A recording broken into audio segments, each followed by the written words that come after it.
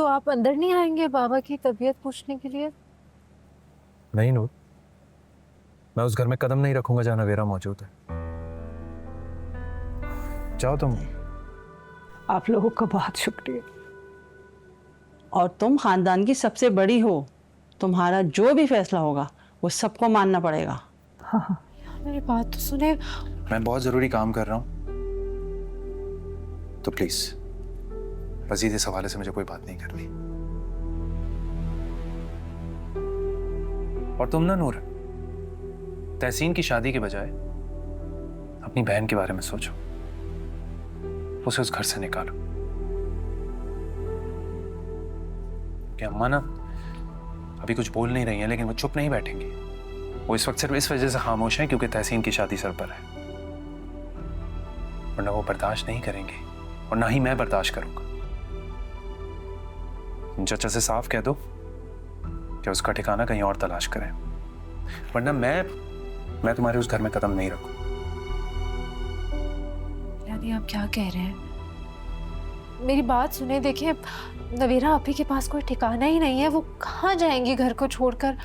आप प्लीज समझे इस बात को। मुझे तुम्हारी कोई बात नहीं सुननी, बस जो मैंने कह दिया है ना वो करो। और ये भी बता दूंगा कि इस बात को लेकर मैं अम्मा के साथ खड़ा हूं।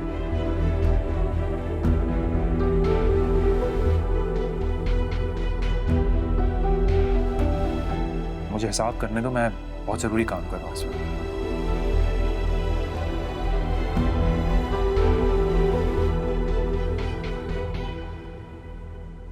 जब जब असलम भाई के बारे में सोचती हूँ कलेजा मुंह को आ जाता है।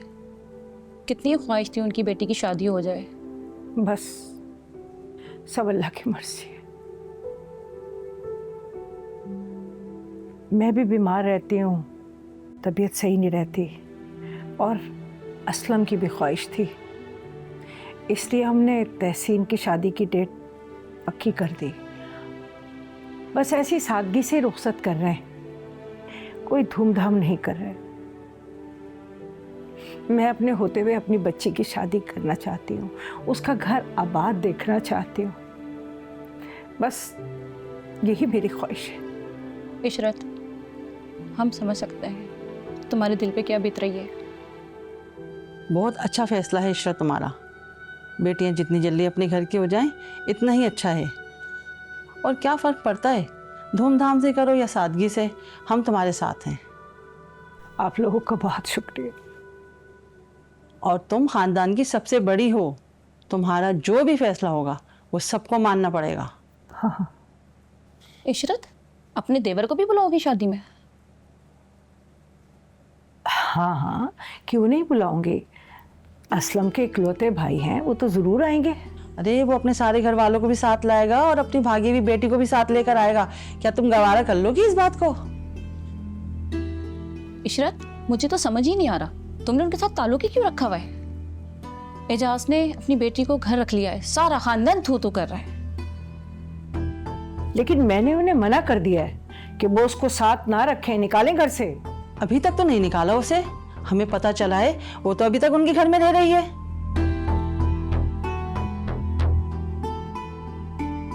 तुम्हारी बात की इज्जत नहीं रखी उन्होंने। सब कह रहे हैं कि अगर असलम भाई होते तो एजाज की जरूरत नहीं होती बेटी को घर में रखने की। कल को हम सबकी बेटियां भी सर उठाएंगी। अगर इसको कबूल कर लिया तो हमें भी कर लेंगे, और फिर तो ये रीति चल पड़ेगी। इशरत, बात तो करनी पड़ेगी तुम्हें, अपने लिए भी और अपने खानदान के लिए भी। बिल्कुल ठीक कह रही है ये। एजाज और आशा से कहो इन्हें घर से निकालें। नहीं निकालते तो तुम्हारे घर भी उनकी बेटी है, उसे भी घर बिठाएं। कह तो ठीक रही हो तुम, रहने तो मैं भी नहीं दूंगी नवेरा को। अब तो अलियान भी मेरे साथ है, मैं जो कहूंगी वही होगा। उन्हें मेरी बात माननी पड़ेगी। आखिर बड़ी हूं मैं इस घर की, क्यों नहीं मानेंगे मेरी बात? माननी पड़ेगी।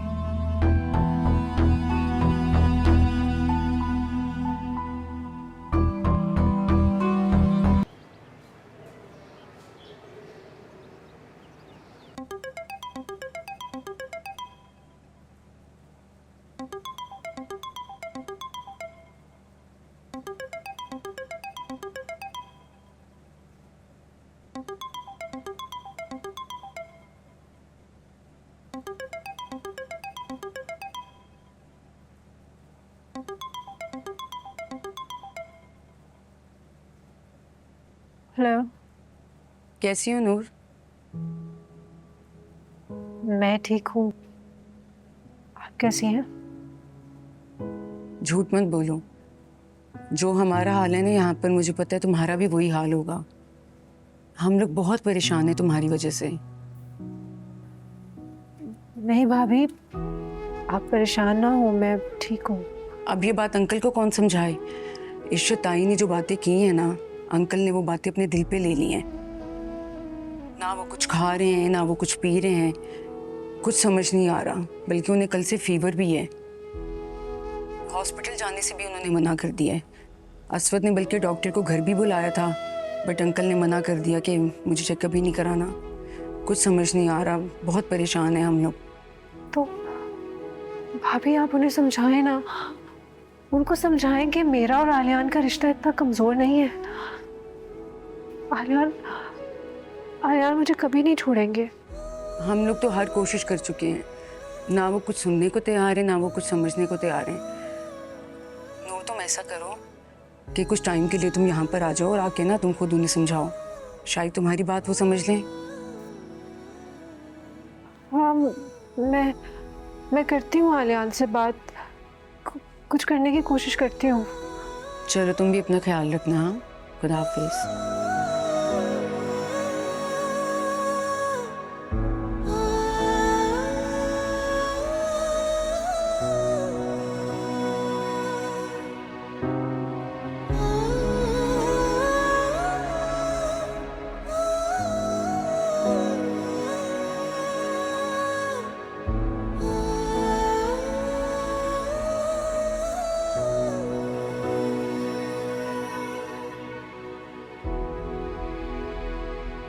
जी जी महमूद साहब, आप पूरी लिस्ट चेक कर लें। उसमें कोई नाम मिसिंग हो तो मुझे फिर आप बता दीजिएगा। ठीक है, बाकी मैं देख लूँगा। खुदा हाफिज़।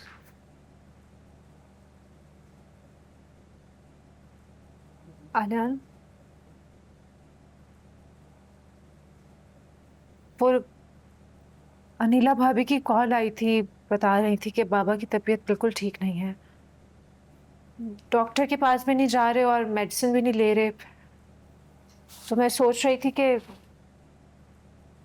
मैं घर चली जाऊं।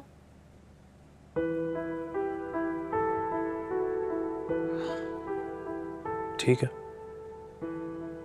तुम चली जाओ। बल्कि रुको, मैं खुद तुम्हें लेकर चलता हूँ। तुम जाकर तैयार हो जाओ, मैं भी चेंज कर लेता हूँ। जी ठीक है।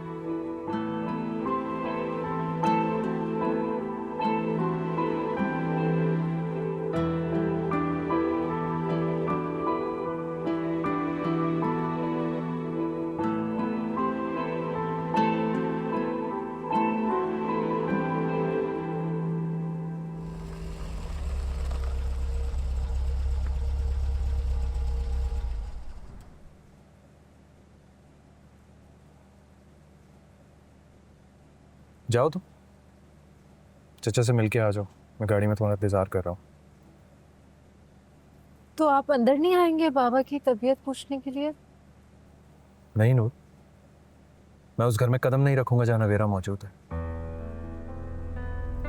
जाओ तुम, होकर आ जाओ, मैं यहीं हूँ।